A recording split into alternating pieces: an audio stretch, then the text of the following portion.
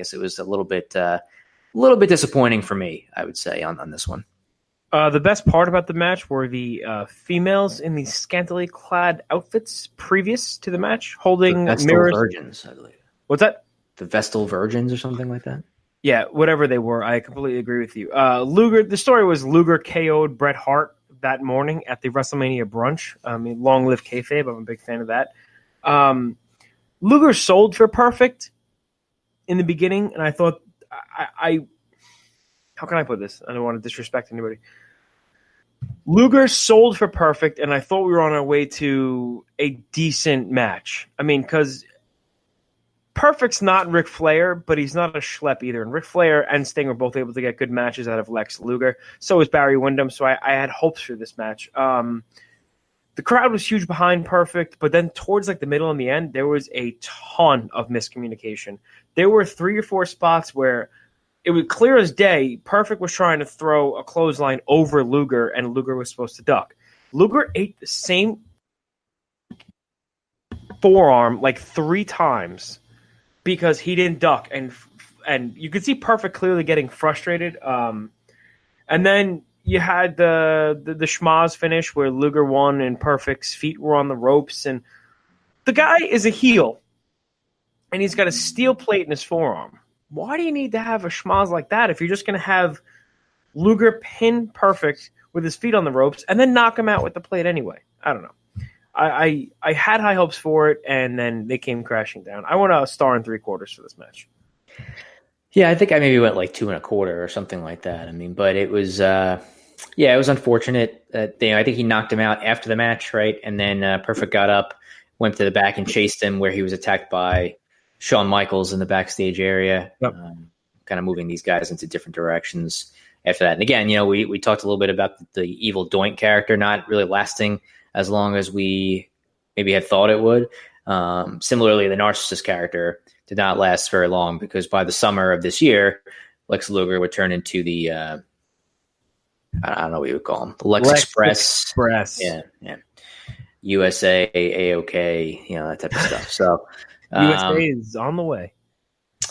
So next up, we have The Undertaker in a singles match against Giant Gonzalez. This match was a giant piece is really what this was. I wrote down WTF am I watching? Gonzalez with a skeleton suit was just a whole new level. Not even a skeleton suit. I guess it was a underskin body suit. In my mind, Vince McMahon is looking at going, they're going to love it. This is going to be great. That's exactly how I picture Vince responding to that. I'll give it to Taker. He tried. He bumped for Giant Gonzalez like crazy. He was getting hip tossed. They were just garbage. It was rest hold mania for a while in there. And I mean, I will say this, as far as imposing figures, Giant Gonzalez, the dude literally made Taker look like a little girl, like a child. But Taker didn't do one legitimate move in the entire match. There was not one move that Taker could do because Gonzalez couldn't sell for him. A Giant Gonzalez, I mean, it's not a bad idea for a character if the guy can work. He can't work. Put him as somebody's enforcer. Put him as somebody by ringside. That's fine. You don't even have to wrestle a match. The finish saw Giant Gonzalez murder The Undertaker with a chloroform rag in another completely terrible BS finish. This is like the WrestleMania full of dust. Not even a dusty finish, just an F finish. So I gave it a 1/4 star. Yeah, it's another DQ finish on the show. So we've got 2 DQs and a count out already in the first 7 matches. So it's kind of rough. It was a dudski for me. I don't want to go into negative star territory. I feel like you only save those for certain occasions, but not the best. But Undertaker got a win on the winning streak, so that's still intact. So there you go. Great. All right, now we've got our main event. So Bret Hart, who is the WWF champion, is defending against Yokozuna. Yokozuna had won the Royal Rumble, and I believe this was the first year. Is it the first year? I want to say it's the first year where it was actually declared that the winner of the Rumble would get a title shot at WrestleMania. I want to say that's the case. If I'm wrong, I'm sure people who are listening to the show, both of them, will point it out on Twitter. But Bret Hart defended against Yokozuna in the main event of WrestleMania 9. They did not have a long match. Obviously, for those people who know or are familiar with Yokozuna, he is quite a large man. And while he could work pretty well for a guy that size, he was not prone to 20 to 25-minute matches. So the end of it basically was trying to get Yokozuna in the sharpshooter, and Mr. Fuji threw salt in the eyes of Bret Hart, and Yokozuna pinned him and won the WWF title. End of show, right, Mike? That's the way it should have been, Joe. Also, listen, I'm going to dispute you on that count-out finish on the first match, because I just read 4 reviews, and two of them said they counted him out, and 2 of them said it was a DQ. So I'm just going to tweet. I'll tweet Sean. He'll probably get back to me, right? Yeah, I'm sure he remembers that. Yeah. Listen, I watched this match. The match itself between Bret and Yoko really surprisingly wasn't that bad. Yoko had just murdered America by like 15 times, sitting on Duggan's chest in the old the hell's he called the move? What am I thinking of here? The Bonsai Drop? Thank you. Yeah. And, so he was really sold as like a monster heel. I will say Yokozuna moves better than Giant Gonzalez, The Undertaker, and 2019 Triple H all combined, though, which is surprising. Bret was working really hard in this match. He was bumping all over the place. My favorite part was when Yokozuna had the tricep, the trap hold. He had his fingers digging in the neck of Bret Hart, and Jim Ross called it an Oriental nerve hold. That was the first time I ever heard that before. That was the first. Bret, like I said, Bret worked hard, but to lose to the Salt, just the Salt, dude, what are we doing? That's your champion, man. What are we doing? Yoko gets the pin. I actually gave the match 2 stars. I didn't think it was terrible. The match of the night, though, for me, was the ensuing. Because Hulk Hogan is such a man of the people. He's not a racist. He was never videotaped having intercourse with people. He's America. He was never taking steroids. Hulk Hogan is everything that is right in the world. So what does he do when he sees an injustice at WrestleMania 9? The man comes out and he fights for what he believes in, and what he believes in is America, even though Bret's Canadian. So he comes out to help his buddy Bret Hart, because you know as well as I do, Bret Hart and Hulk Hogan have had a storied history together. Tag teaming for 15, 20 years, and he cares. And he comes out and he's helping Bret Hart to the back. And Mr. Fuji cuts a promo on Hulk Hogan, declaring Yokozuna wants to challenge Hulk Hogan for the title. Joe, my issue is Mr. Fuji's English was very not good. And the crowd could not understand what he was saying as he was challenging. Because, I mean, you wanted to say, you know what, Hogan? Yokozuna wants to challenge you now. Put the title on the line, and you want that pop. You don't want people to be like, wait, what did he just say? So that's what happened. Hogan gets in the ring. There was a salt spot, and there was a clothesline, and there was a leg drop. And Hulk Hogan, who was part of a tag team with Brutus the Barber Beefcake against Money Inc., in the middle of the show, walks out of WrestleMania 9 as your World Heavyweight Champion. Correct. Ooh, what a bunch of bull. I don't know. I thought this was. I think when we did our WrestleMania show, we did our our 5 count, 5 best and 5 worst manias. I'm pretty sure this appeared on both of our worst manias. Probably, yeah.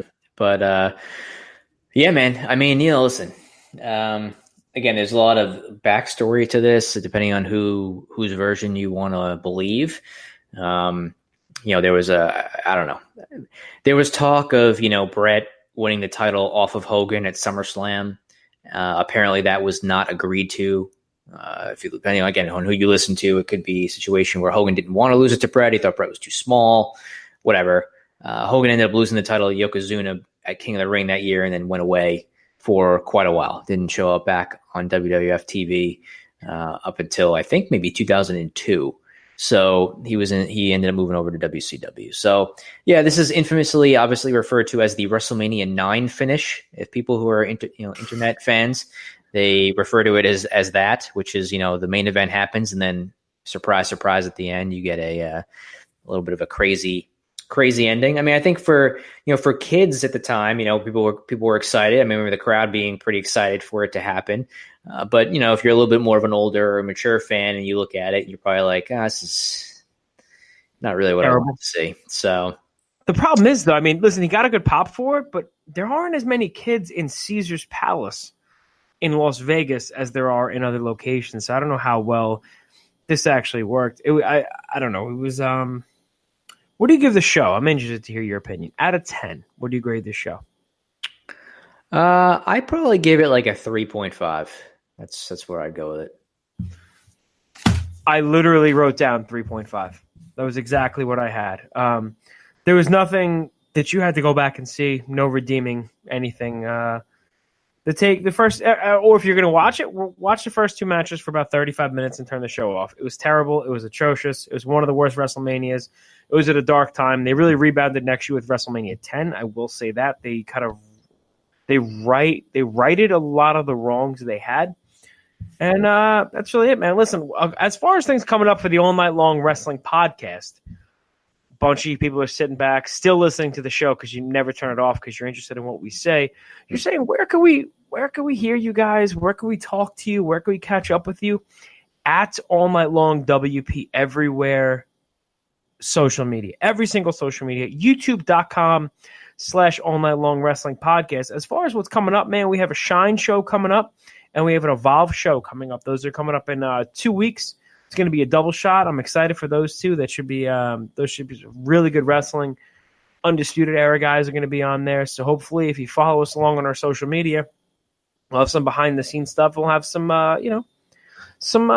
exclusive footage, if you will.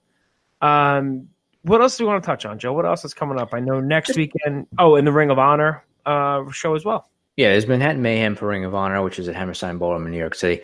Just 2 things I guess I want to touch on before we close out here. One, as per usual, BlueChew.com, WPP, $5, right? $5 for your first order. No, actually, the first order is free. You're just paying for the shipping and handling. $5 shipping, right? So what's a clever something I can do with WrestleMania-IX? Colossus, Pyramid, Penis, I don't know. Well, you got if you want to get, hold on, I got one. If you want to get yourself as stiff as Scott Steiner's work in WrestleMania-IX, then you go to BlueChew.com, use the promo code WPP, which stands for Wrestling Perspective Podcast, WPP, BlueChew.com, pay $5 shipping and handling. You're going to get your first order for free, and I guarantee after that first order, you're going to be coming back. You're going to be like Hulk Hogan. Whenever there's an opportunity, you just stick yourself right in there because that's what he does. There you go. Anything for a payday. The last thing I'll mention is, as we've discussed throughout this show, the opening match. Yeah. Was it a count out? Was it a disqualification? Yeah. I've gone to the WWE record books on their website.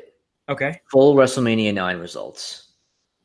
Tatanka defeats Shawn Michaels with Luna Vachon by countout. So in the WWF record books, my friends, countout is the answer. So again, for anybody who is looking that up or weren't curious, all the different reviews and results, I stand with Vincent Kennedy McMahon. Joe, do you remember the finish of the match? Yes, it was a countout, Mike. Did you? Well, you watched it for the review, so do you remember the finish? Yeah, wasn't there a situation where like Shawn couldn't get back in the ring at the 10 count? Tried to pull the referee out or something like that. You know what? If that's the case, and I disagree. I don't know. Maybe I just don't understand how the professional wrestling rules work. But when you grab a referee by his ankle, you pull him out and he hits the ground face first, and then you pull him out of the ring again, it's disqualification where I'm from. But listen,